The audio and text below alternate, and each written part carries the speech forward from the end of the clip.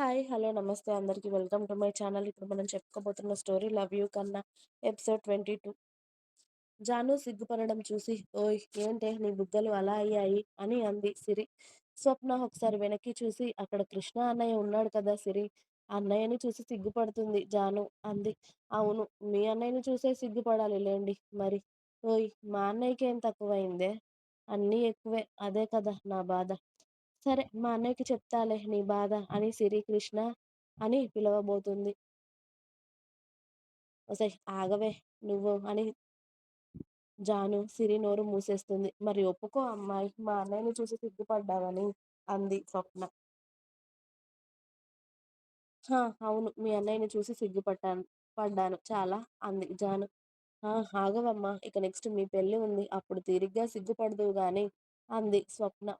జానుకి పెళ్లి అనేసరికి సంతోషం, భయం ఒకేసారి వచ్చాయి. అసలు వాళ్ళ ఇంట్లో ఒప్పుకుంటారో లేదో, ఒప్పుకోకపోతే ఎన్ని గొడవలు అవుతాయో, అసలు కృష్ణకి కోపం ఎక్కువ అని ఆలోచిస్తూ ఉంది జాను. అప్పుడే సిరి జాను భుజం మీద చేయి వేసి, జాను ఏంటే ఏం ఆలోచిస్తున్నావు, అక్కడ అన్నయ్య పిలుస్తున్నాడు అంది. ఏం లేదే, పద వెళ్దాం అని జాను స్వప్న చేతుల్లో ఉన్న పాపని ఎత్తుకొని ముగ్గురు హరీష్ కృష్ణ దగ్గరికి వెళ్లారు. అక్కడ వాడు తాళి కట్టడం అయిపోయింది. మనం వెళ్ళి విష్ చేసి వద్దాం పదండి అన్నాడు హరీష్. సరే అనేసి వీళ్ళందరూ కిషోర్ దగ్గరికి వెళ్తున్నారు. జాను కృష్ణ పక్కన నడుస్తూ, ఓయ్ కన్నా అంది. ఏంటే, నాకు కూడా ఇలాంటి పాప కావాలిరా. ఆ ముట్టుకుంటే ముడుచుకుపోతావు, ఎలా వస్తారే నీకు అన్నాడు కృష్ణ. రేయ్, నేనడిగింది మన పెళ్ళి అయ్యాక. ఓహో, నేనిప్పుడే అనుకున్నాను కదే అన్నాడు కృష్ణ నవ్వుతూ. సిగ్గు లేకపోతే సరి నీకు అంది జాను. అరె, మనం ఇప్పుడే అదేదో మొదలు పెట్టామనుకో, మన పెళ్ళి అయ్యేసరికి ఇలా ఇదిగో నీ చేతుల్లో ఉంటారు. ఇంకేంటే కన్నా ప్లీజ్ ఇక ఆపేయ్ అంది జాను సిగ్గుపడుతూ. నువ్వే కావాలి అన్నావు కదే, మళ్ళీ నేను ఇస్తా అంటుంటే అలా సిగ్గుపడతావు. సరే మన పెళ్ళి అయ్యాక ఇద్దువు గాని, అలాగే ఇక నీ మాటలు ఆపేయ్ అని కిషోర్ అతడి వైఫ్ సుమాకి విషెస్ చెప్పి వాళ్ళతో ఫోటోలు దిగారు. ఇక వాళ్ళు అక్కడి నుండి వచ్చేస్తుంటే, ఏ ఆగండ్రా అని పిలిచాడు కిషోర్. కృష్ణ ఎందుకురా అని అడిగాడు. అరే ఒక్కరు కూడా నా పక్కన ఉన్నారా, ఏదో ఎవడో పెళ్ళికొచ్చినట్టు పోయి పక్కకి కూర్చున్నారు అందరూ అన్నాడు కోపంగా. అది కాదన్నయ్య అంది జాను. నువ్వుండు జాను. అరె కనీసం సిరి ఇంకా నువ్వైనా ఇక్కడ ఉన్నారా? రేయ్, అది కాదు, ఇక్కడ అందరూ మీ చుట్టాలున్నారు. ఇప్పుడు మేమిక్కడ ఉంటే అంత బాగోదు. మనం తర్వాత చూసుకుందాం ఏదైనా ఉంటే, సరేనా అన్నాడు కృష్ణ. ముందుగా కోపం తగ్గించి నీ పెళ్లి ఎంజాయ్ చెయ్యి. నువ్వు ఇంటికి వచ్చాక మన సంగతి చూసుకుందాం. ఓకేనా? సరే అని సుమ అని పిలిచాడు కిషోర్ వైఫ్‌ని. హా! చెప్పండి అని అంది తను. ఏ కిషోర్ అన్న రెస్పెక్ట్ అంది జాను నవ్వుతూ. హా! సుమ, ఇదిగో మా పొట్టిది జాహ్నవి. జాను అని పరిచయం చేశాడు. సుమ షేక్ హ్యాండ్ ఇచ్చి హాయ్ జాను అంది. హాయ్ వదిన, కంగ్రాచులేషన్స్ అని సుమని హత్తుకొని చెప్పింది జాను. థ్యాంక్ యూ జాను అంది సుమ. ఇక అందరినీ సుమకి పరిచయం చేశాడు కిషోర్. అందరూ సుమని పలకరించి ఇక భోజనాలకి వెళ్లారు. అక్కడ తినేసి కాసేపు కూర్చున్నారు ఒక దగ్గర. హరీష్ వెళ్ళి సిరికి, జానుకి ఐస్ క్రీమ్ తీసుకువచ్చి ఇవ్వడంతో, మరి నాకు అంది స్వప్న. హా! నీకు లేదు, నువ్వు తింటే పాపకి కూడా జలుబవుతుంది. అందుకే నీకు క్యాన్సిల్ అన్నాడు హరీష్.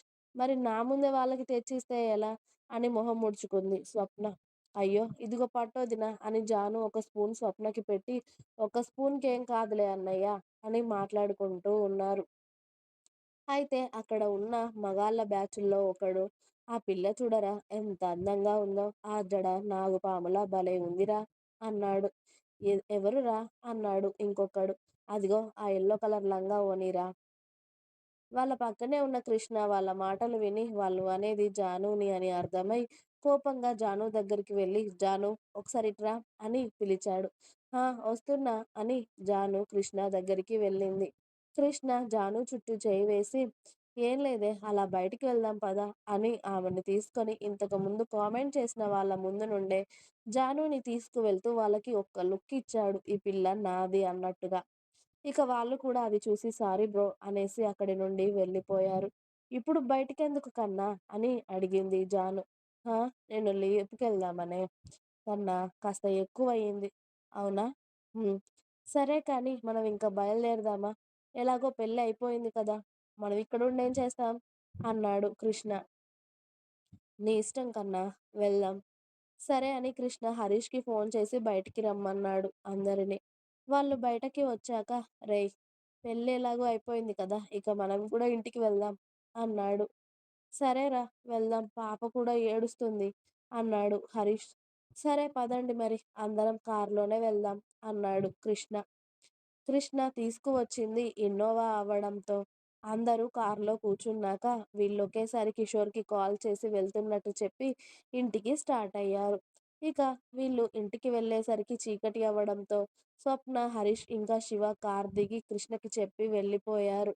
సిరి కూడా నిద్రకి తూగుతూ ఇంట్లోకి వెళ్ళిపోయింది. ఇక మన జాను పాప మాత్రం కృష్ణ చేయి చుట్టుకొని అతడి భుజం మీద తలవాల్చి హాయిగా నిద్రపోతూ ఉంది. ఇంకా ఉంది. మీకు నా స్టోరీస్ నచ్చినట్టయితే ప్లీజ్ లైక్ చేయండి, షేర్ చేయండి. అలాగే ఛానెల్‌ని తప్పకుండా కొత్త వాళ్ళందరూ సబ్స్క్రైబ్ చేయండి. Please subscribe my channel. Thanks for watching my video. By by. Please like, share and subscribe.